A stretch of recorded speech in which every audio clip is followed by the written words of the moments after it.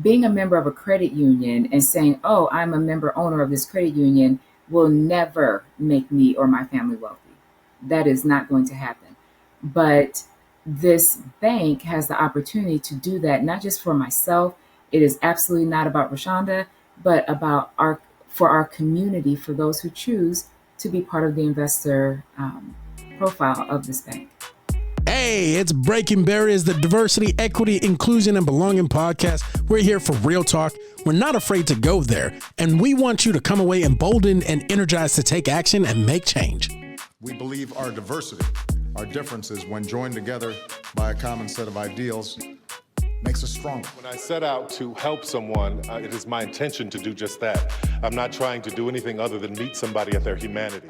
Your world has changed, but your dreams shouldn't have to. That's why Kirkwood is your next best step. With affordable, flexible, and close-to-home options, now's a great time to start or finish your Kirkwood degree. Learn more at kirkwood.edu/findyourfuture. Displaced or discouraged at work? Kirkwood can help you learn a new skill or totally reinvent yourself for a brand new career. With so many flexible and affordable options, you can get back on track fast. Learn more at kirkwood.edu/findyourfuture. What's happening? What's happening, world? We're back for another episode again of Breaking Barriers, brought to you by our 5-star presenting sponsor, Kirkwood Community College, and our silver sponsor, Rise to Greatness, formerly known as Perfect Game Cares. Thanks so much for your support. Got my homegirl right here with me, Joy. Excited. This is going to be a good Yeah. This on today, International Women's Day, that we're recording, not when it actually will air, but just so you know that I couldn't think of somebody more appropriate to have than our that is guest true. today, and you're going to learn about her in a minute. So Excited. How you doing, Nick? Other co-host, Nick Ford. I'm hanging in there. Good to see you, homie. Good deal. Well, tell us a little bit about our rock star. So ReShonda Young is the co-founder of Bank of Jabez, a Black-owned bank and community development financial institution, CDFI, that's being organized in Waterloo, Iowa. Also the director of 24/7 Black Business Entrepreneurship Accelerator Program, which assists Black business owners with developing, marketing, and selling their business ideas. I believe that's the first one in Iowa, correct? Yes. So she also founded Popcorn Heaven, a gourmet popcorn chain. Now, I didn't know about that. I like some popcorn. That opened in Waterloo in 2014 and then sold the chain in 2019. She licensed it in 6 states. Wow. All Midwest states or all over different places? No. All different places? All over. Okay. Yep. California to DC. Wow. Yeah. And you've been a landlord for a while. I'm getting ready to get out of that business. I'm excited about that. Native of Waterloo, Iowa, graduated with a BA from Wartburg College. Oh, that was hard for a co-grad to say. That's why we made him read it. Yeah. At least I didn't have to wear Wartburg socks. She has been an active local national voice on working family issues, advocating for pay equity for women, equitable health care, and many other issues that will benefit working families. In her spare time, as we talked about before the show, she loves gardening, is very active in her church, and serves on several boards. So, ReShonda, thanks for joining us today, and we're really excited about this and hearing about where we're at with the bank. Thanks for having me. We're on video too, so I want the YouTubers to see that I'm happy you're here. Exactly. Let's kick it off. What you want to talk about? I got lots of questions for her. Well, I guess I'll get to go first. Yeah. Like, I know ReShonda very well. She is a dear person and just has so many gifts and talents. But it's funny when you know somebody, you've probably, you never say, well, how did you get started? Like, that's just not something that comes up in conversation. And so you all know this is my question, because I love for our audience to hear like people's journeys, because sometimes people think the road to success is so direct, right? Or you always knew that you were going to be where you're at today, yesterday. And for most of us, that's not how it works. Like it's very curved and, and all of these other things. And so ReShonda, when you started really getting involved as a Black woman entrepreneur in Iowa, what really set you on that path? What was like the catalyst to, and maybe we'll just even go back to like Popcorn Heaven or some of your earlier ventures. Okay, so I'm actually going to take you back a little further than that even. So when I went to Wartburg, Nick Wartburg, when I went there, I was there on academic scholarships. And one of the scholarships, 4-year scholarship, we'd have this banquet every semester. And at the banquet, they would talk about this 4 for 40 plan. And the 4 for 40 plan was 4 years of college for 40 years of a good job. My 18, 19-year-old mind could not wrap around that. I was like, what? That sounds miserable. But I'm grateful because these people have given me a lot of money. So I'm like, okay, you got to figure out how you can sit through these banquets every year and change this whole narrative of 4 for 40 for yourself. So I thought about it a whole lot and I was like, okay, the 4, I got to get out of here in 4 years because I don't have money to pay for anything beyond that. My scholarships end. And the 40 became figure out how you are not working for somebody else and working just for a paycheck by the time you're 40. And Love. so my 4 for 40 plan became, figure this out. So with that came the knowledge that you'll never get a pension from anybody. That's not going to happen. So figure out how you can get some residual income, some assets maybe you can sell down the road, anything, but you got to figure this out because, you're already halfway to 40. So that's how it all kind of started, that 4 for 40 plan. That's So you still have about 15 years to go, right? Right, yeah. Listen, ReShonda, I've been wanting to ask you this. I mean, you're a Black woman in a space, financial space, banking at that, not just financial services, but banking that's primarily dominated by white men. So how have you gained the respect of your peers over the time in this space? Have you been building the bank? How are you gaining that respect in these rooms? How's it working for you? It actually has been a lot smoother and easier than I had anticipated it being. I will say, I believe some of the things that I've done in the past have encouraged that.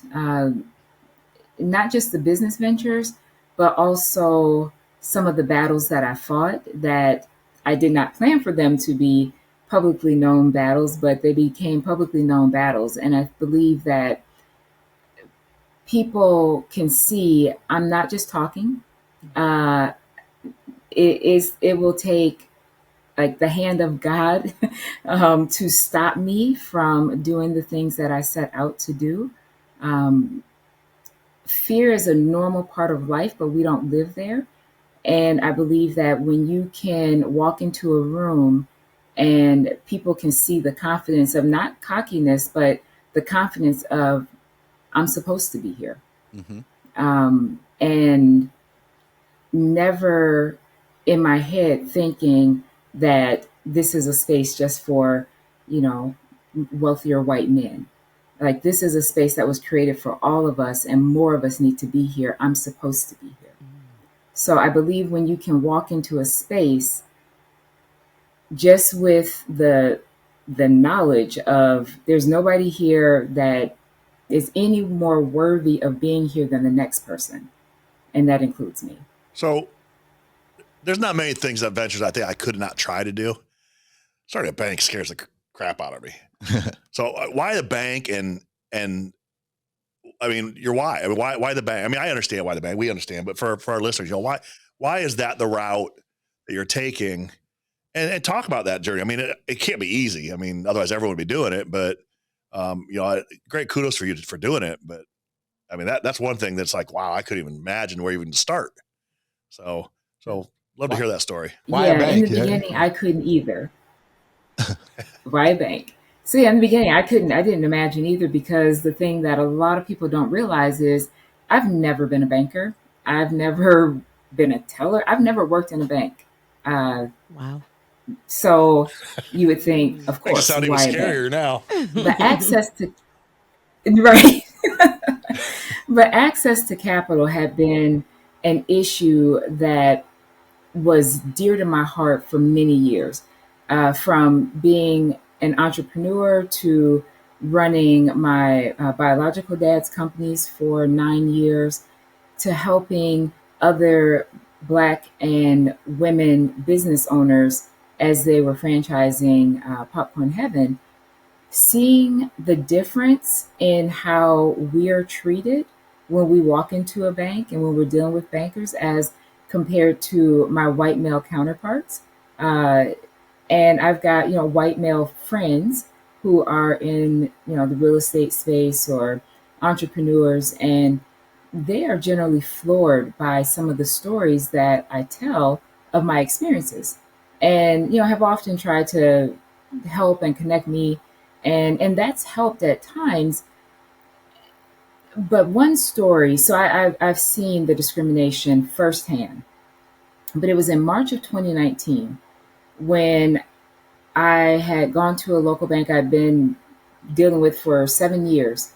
When I started dealing with them, there was a friend of mine who was a VP, and he knew my story, and he says, "ReShonda, we will treat you well here." And he walks me in to the commercial lender's office, and they treated me really well. But when my friend and the commercial lender I worked with left, and in March of 2019, I called for a deal that would have been so simple with the two of them there, I am ignored. My phone calls are not returned for days. The emails are not responded to. And then when I do get a call back and that person on the other end of the line says, you know, we don't want you at our bank. You need to move your accounts. And if you don't, we're going to foreclose on you and take everything that you own. And they, Wow. from that moment, I'm just like, are we having this conversation in March of 2019? And how are you going to foreclose on me when I'm not behind with you? It's like, don't worry about it. We'll do it. And Wow. they went about for the next year, making my life as miserable as they could, as they did many illegal things. And I fought against it and ended up winning. It Nice. was a David and Goliath type of a story. You've got $1 billion bank and you've got me, who is just this little bulldog who is not about to, back down. It didn't matter how big that giant was. And actually ended up prevailing there. And you actually ended But up, my question was like, God, what? ReShonda, Mhm. even elaborate too, because I don't know. Like, I know the story I do about too. Yeah, I how, don't. how you but ended our in listeners want to. DC and things like that. But could you even expand on that, like where overall that journey even took you? Because I remember you ended up like, you just did some amazing things for the country as a whole. Yeah, your work went national. So tell us about that. Yeah. So even before the battle Okay. began with the bank, I had been pushing so hard. I've spoken in DC before Congress on several occasions. Lots of national things that I've done, and it's always surprising to me when local people know what I've done, because I'm like, I don't tell anybody. I know. That's all right. But yeah. We know you. So I've been I've been pushing some of the bigger names in politics around access to capital issues, and everybody thought it was a great idea, but nobody was willing to really go after it. And I got a call in May of 2019 after all this had happened with the bank, and I'm trying to figure out what do I need to do, because I'm not just going to sit here and let this happen. And I get a call from a national small business organization I was on the board of, saying, hey, I know you've been really, really passionate about access to capital. Do you have any kind of stories or evidence of anything that could be used in a lawsuit against the Consumer Financial Protection Bureau, or the CFPB? And I was like, well, as a matter of fact, I have a lot of As a matter of information. fact, I do. And so they said, right. So they said, there's a Hispanic group in California, and they were approaching a white female business owner in Oregon. And if I could join in and had compelling evidence, that we would bring this lawsuit against the CFPB, because there are laws on the books that help to deter discrimination, within the banking industry, but nobody's enforcing the laws. There's nothing in place to even start to enforce the laws. They're just Wow. on the books basically for GP. Wow. And so we filed that lawsuit. I'm trying to think, I don't remember if it's August or September of 2019. And, you're going against the federal government. So we're kind of like, all right, well, we'll just we're preparing for a long ride.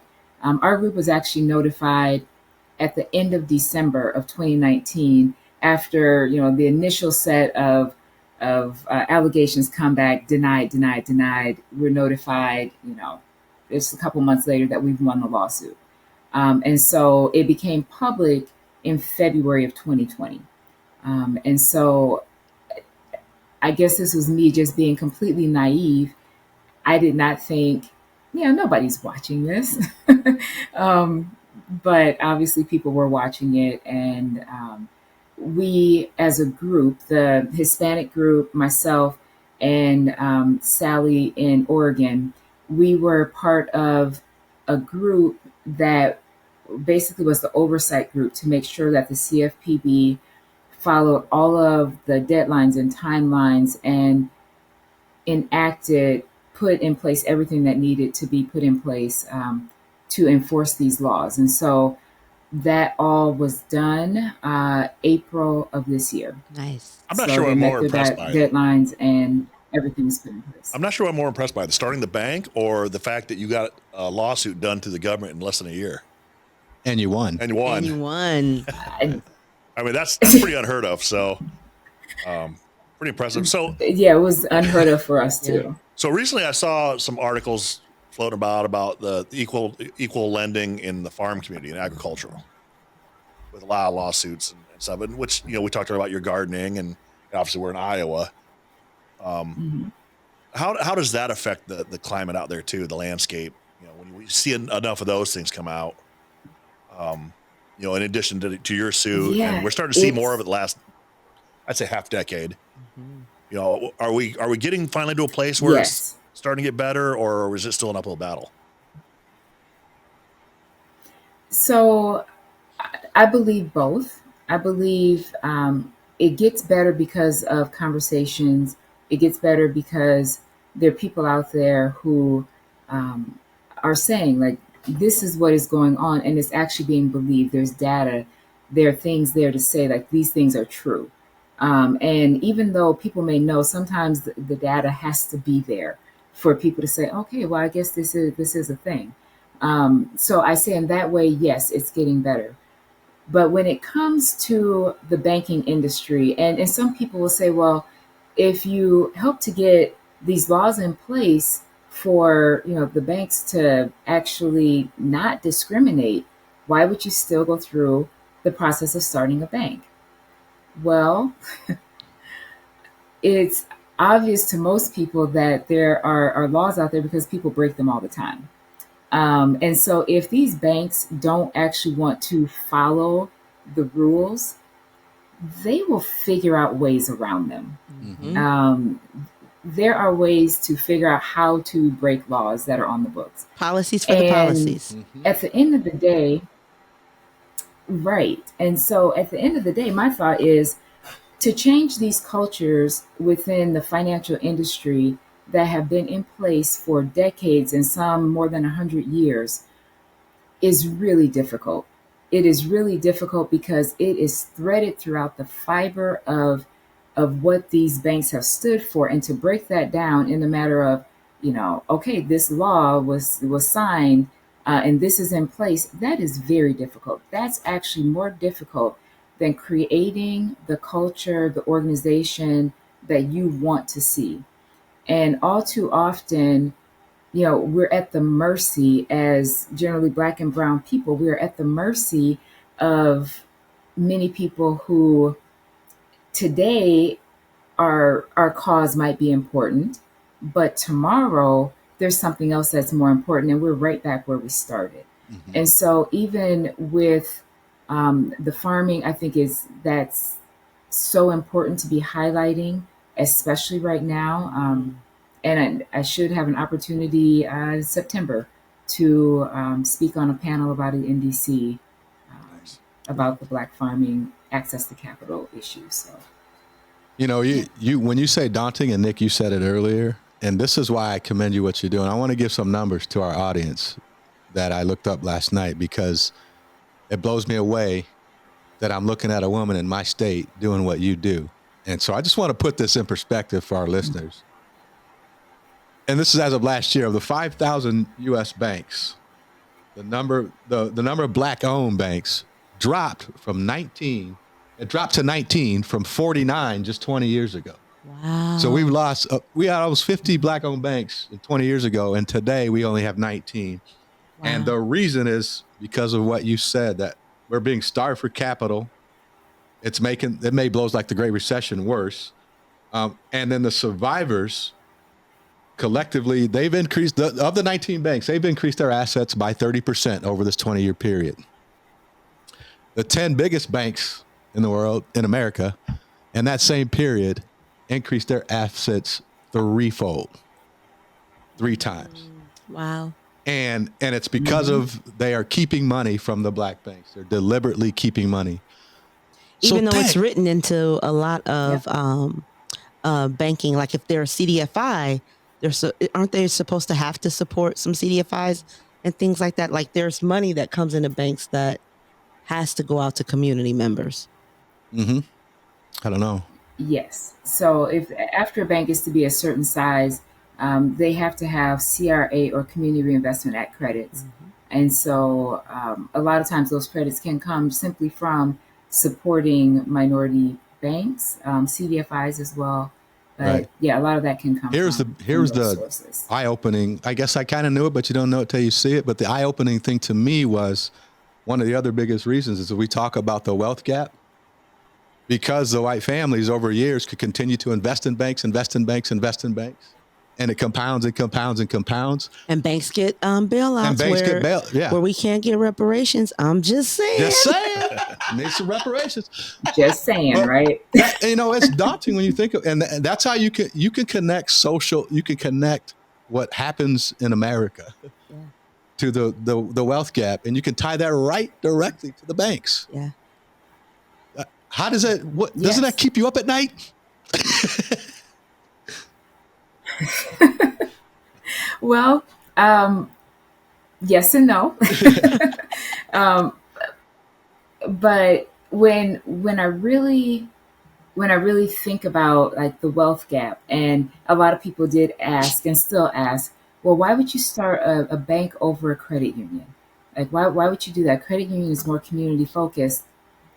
And wealth generation for our community is a prime reason why we're starting a bank over a credit union, because we can invest and buy into this bank. And as we grow and succeed as a people, those who have invested into this bank, because we don't normally get these opportunities to actually invest into a bank, to own this bank. And so as we grow, our people's wealth can grow with it. With the credit union, I respect the credit union model. And the thing that I also say is that, yes, it's member owned, but if I leave that credit union, all I'm getting is what I put in there. I'm not getting a share of the growth and prosperity of this as I'm investing into it.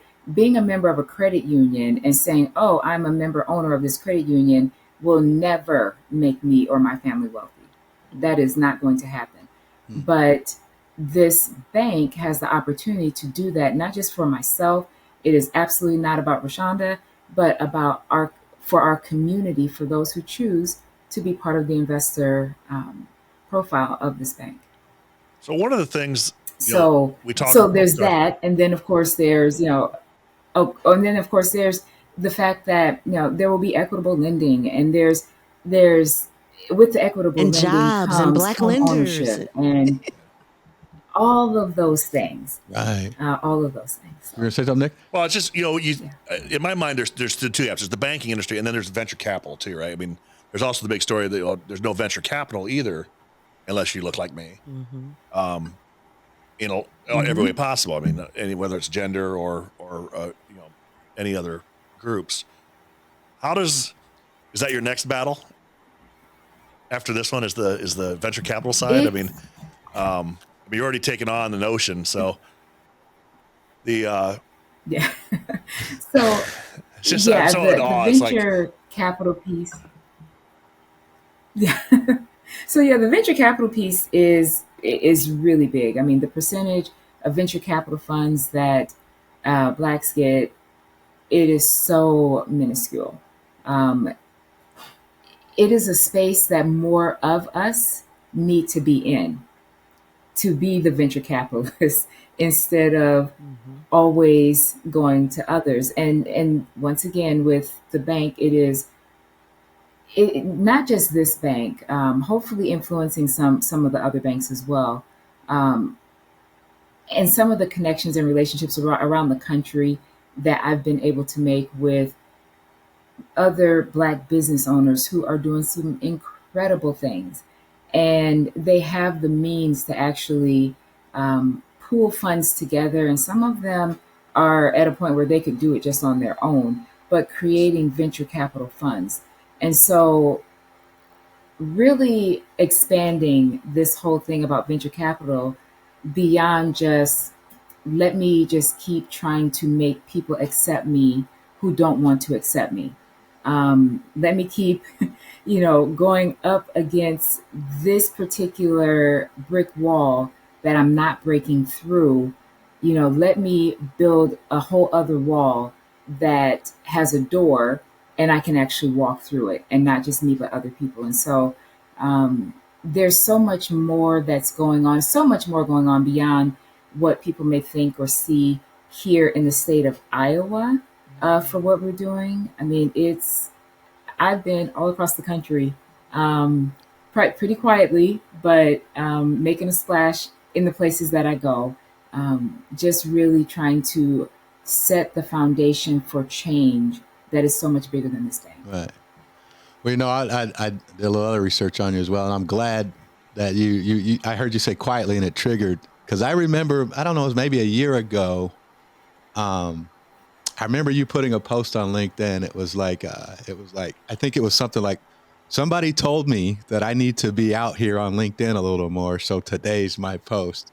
So you're kind of a quiet lion. Mm-hmm. You do your business and you don't want no recognition. You just do it. But how is that impacting you personally? Because I don't know if you're an introvert or extrovert, but that resonated with me. And then I heard you say it again today. I've been all over the country quietly, and you kind of just do your quiet business. So how is this publicity, yes, I guess? And you said it again earlier. I didn't know anybody knew anything about the national work I was doing. Well, we do. You gotta know I knew that. We do. How does it feel to you? Because I imagine that you don't care about all that. I could care less about recognition. That does not matter. It's all about impact, the work. That's it. That's all that really matters to me, is that the work gets done. Yeah. So as you can see, this very introverted person is sitting on her porch. I as much as possible for myself, I just need solitude, just to be able to focus and get things done. Yeah. I love people. I really do love people, but I get energized by my alone time, and which is probably why I love gardening so much too. It's just me and the plants. She's one of the most and a lot of people. thought. Yeah. ReShonda, you are one of the most selfless people I've ever met. Like, she just gives and gives and gives right. of herself to people and pours into people. And I think that's important, that people see the image of a person, right? Like, I don't think you do it on purpose, but I picked up on that. I've known you for a long time, but I don't know you personally. But I picked up on, I believe you're an introvert. I picked up on she's a quiet storm because, and I know you're God-fearing because I was reading it, and I just know you a little bit, but it amazes me the work that you do and the mountains you've climbed without screaming from the top of them when you get there. So thank you for screaming with us today. Thank you for letting us let you scream about it today. I mean, I'm not someone who's starstruck very much. I mean, I had brothers play pro baseball, and I knew people in politics. I actually had awe today. I mean, it's like just a little overwhelming for me, because it's so impressive seeing what you're doing. And again, like you said, without wanting the recognition, without it's the impact is there. And, I just can't wait to see where this next steps go. Right. I have to say that ReShonda helped launch the Black Business and Entrepreneurship Accelerator, and she knows I love to tell this story because I called and I was like, I think you're the person for it.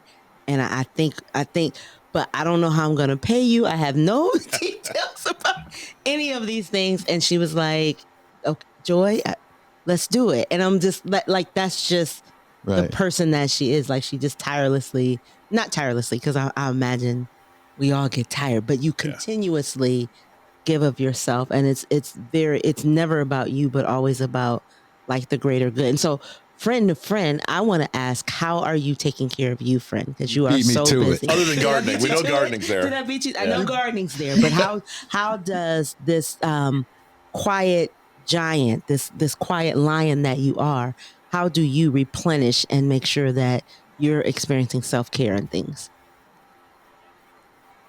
Yeah, so in addition to the gardening, which is a huge part of, especially, this time of year, this season of life, it is a huge part of what I call my therapy. Like that, just being out there is so good for me. But the other thing is having my daily routine that really fuels and feeds me. So every morning I get up, and every morning it is Bible time, reflection, spending time with God, spending time in meditation every single morning before talking to anyone, before checking an email. That is priority always.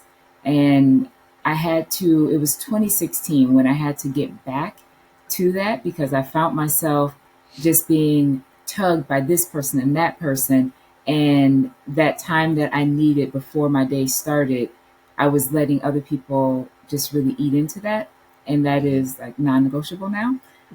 So every single day since 2016, February, that's how I start my day. I regularly, make sure that I am out in nature, walking, spending time with friends, really close, friends. I'm not a big crowd person, but just having some time with close friends, family, spending time in nature, and making sure that I block off that me time, that me and God fuel me and get me ready for the daytime every single day. And just so our listeners know, she doesn't do anything small. She gardens a quarter of an acre, you said? It's not a small garden. That's not like my backyard little plot. She gardens. So I think what I hear you saying is for your listeners is whatever it is, if you're God fearing or whatever your solitude is, that's important for your health and for your health and for you to get through the day and to be able to move forward and stay motivated. So for our listeners, whatever it is, definitely just carving that time out for myself. So where are we at with the bank? What's our update? What's the status?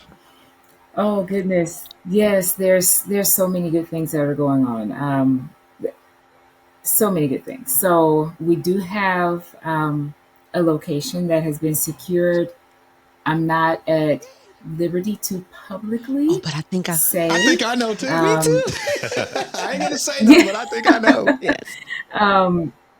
Yes. So when we stop recording, maybe we'll talk about it. But in the Waterloo, Cedar Valley area, has been yes, yeah. So so that's been an amazing happening. We've had an amazing amount of support from the Black and African community over the last 2 months. It has been an amazing outpouring of financial support to make sure that like they're part of it, and like this is something that we're doing. So that has been amazing.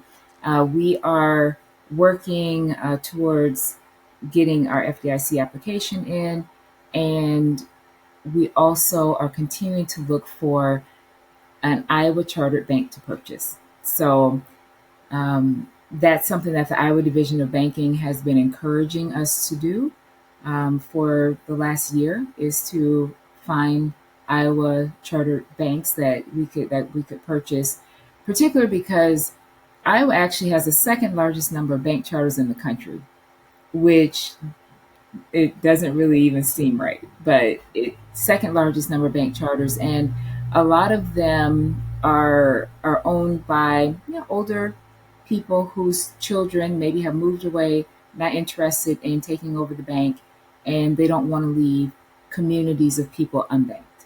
And so we're also searching for good opportunities for banks to buy. And they would roll under. They would just become Bank of Jabez and Bank of Jabez. Yep. Yep. That's great stuff. That's great stuff. So yeah, so those are some of the updates. We're really pushing to actually be launching in the first quarter. Wow. Of 24. So excited for that. Yeah. Yeah. So what keeps you up at night? Yeah. What keeps you up at night in your world? My mind, it's hard to turn my mind off.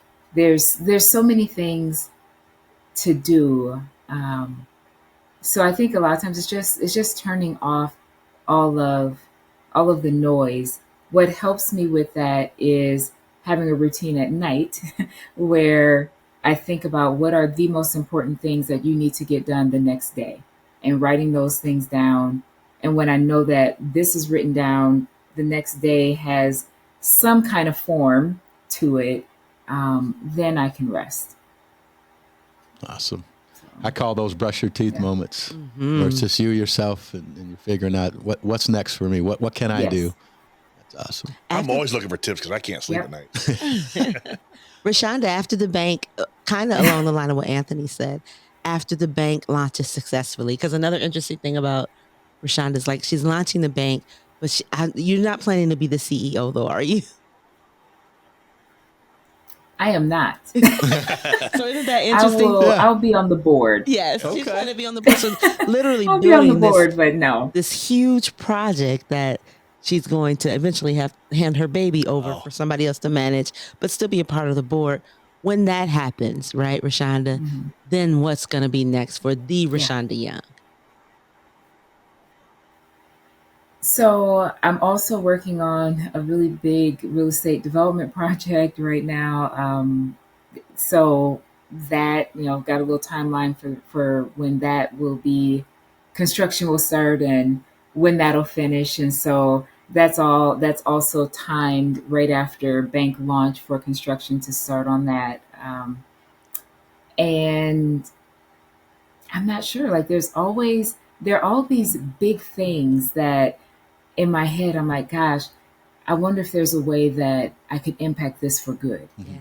Or, just praying about like, man, this is an issue. Like, is there anything I can do? So as you know, Joy, you know me well, there will be other things that I start to sink my teeth into of how can I have some impact? I just always think with life, like, we're put here to enjoy life, but we're also put here for purposes. And there's so much that we can do when we really focus on like, what is my purpose for being here and how do I fulfill that purpose? And just really thinking through that and what things can I do to impact this world for the better. Are there any small projects? Wow. I mean, well, those two, yes. So ReShonda, put yourself in the room with 5 little black girls. They're gazing in your eyes and they're looking for direction. They're 12. Give me a couple things you're going to tell those 5 black girls in order to be successful in life. What are you going to talk to them about? One is know how valuable you are, understand your worth, know that you were made for a big purpose, and no matter what anybody tells you, like you are so needed in this world. And so really, really trying to help them with identity, identifying themselves with being created on purpose, for a purpose, and that purpose is greatness. So that would be one. The next would be, like, again, around purpose is not letting anybody discourage you from your dreams. because you may dream something really big and the next person can't see it, so they may try and tear it down. It just means that they haven't learned to dream as big as you have That's yet. right. So don't let their small dreams diminish yours. Yes.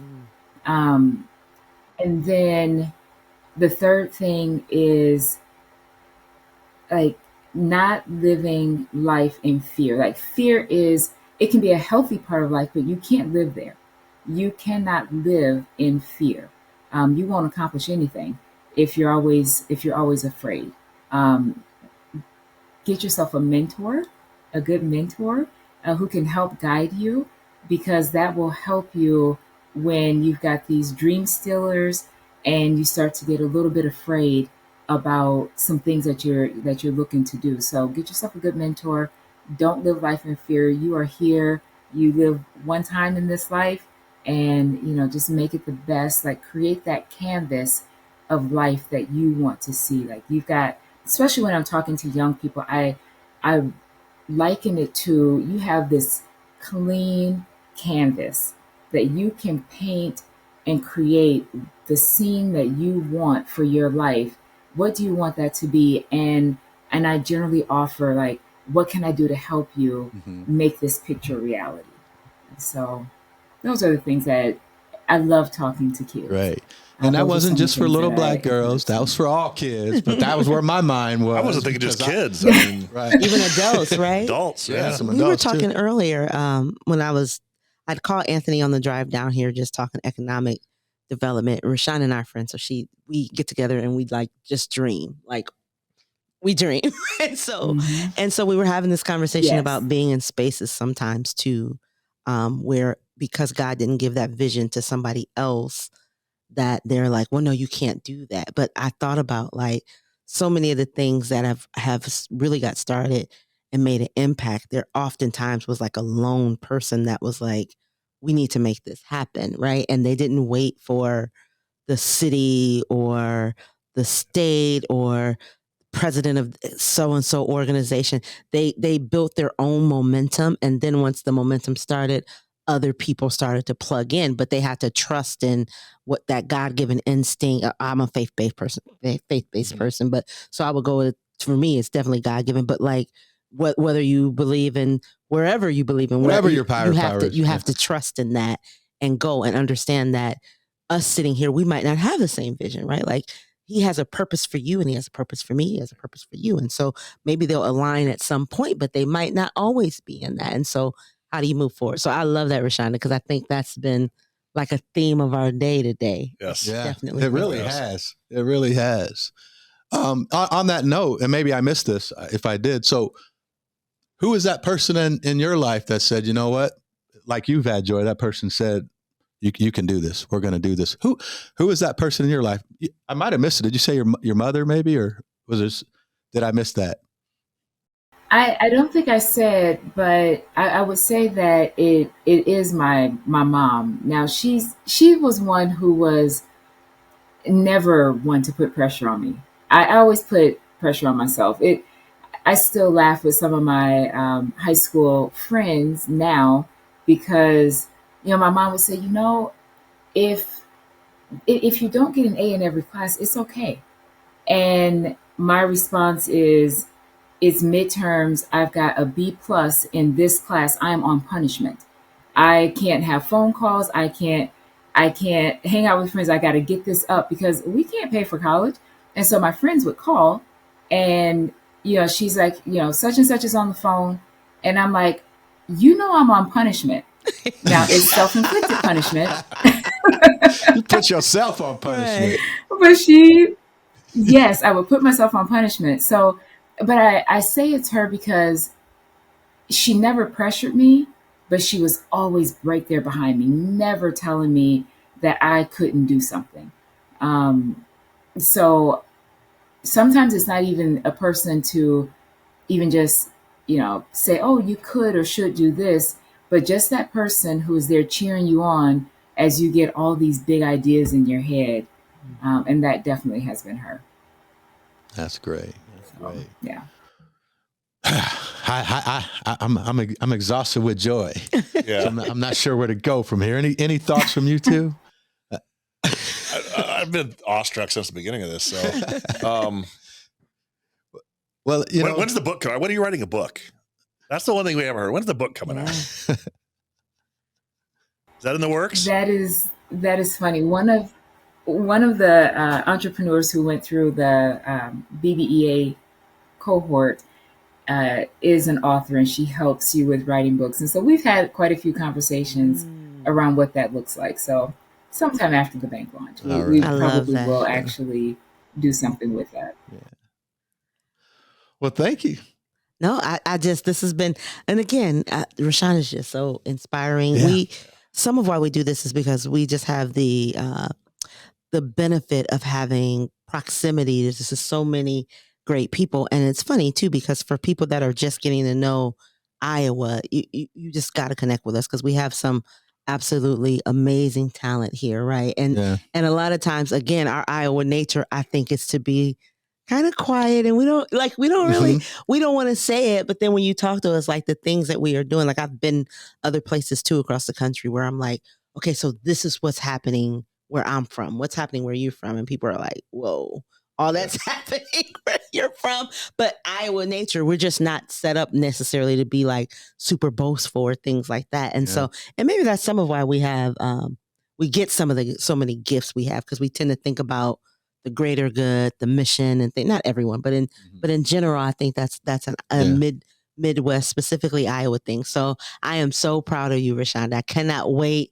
to open my account at the bank. I'm gonna make with my $5. I'm gonna make an investment. No, I'm gonna put more in my account, but I want to have an account and I want to be an investor. So I gotta start saving so I can be a big investor into the bank. You need to win that lottery and then just put a bunch in there. You got 3 over here. Yeah. Yes, definitely got investors here. And I love that you said that too, partner, because to be an investor in the bank, you don't have to just be Black, right? Like it's if you're white and you are an ally or supportive, this is going to be remarkable for like everyone. It's going to, if I remember correctly, it's going to be online and all the things. And so definitely our white allies do support, like don't see our businesses as that's something just for them, right? It's not actually, like, really the success we want you to see it as, yes, it's a Black owned business and that matters, but we wanted to see it as a viable business that you can support. And that's so important, not just for ReShonda, but generally, because the point is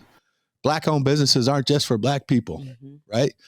It's we promote Black owned businesses because we want people to know in this world that Black people can own businesses. And I'll say it, like DeSantis said, we don't just do blacksmiths.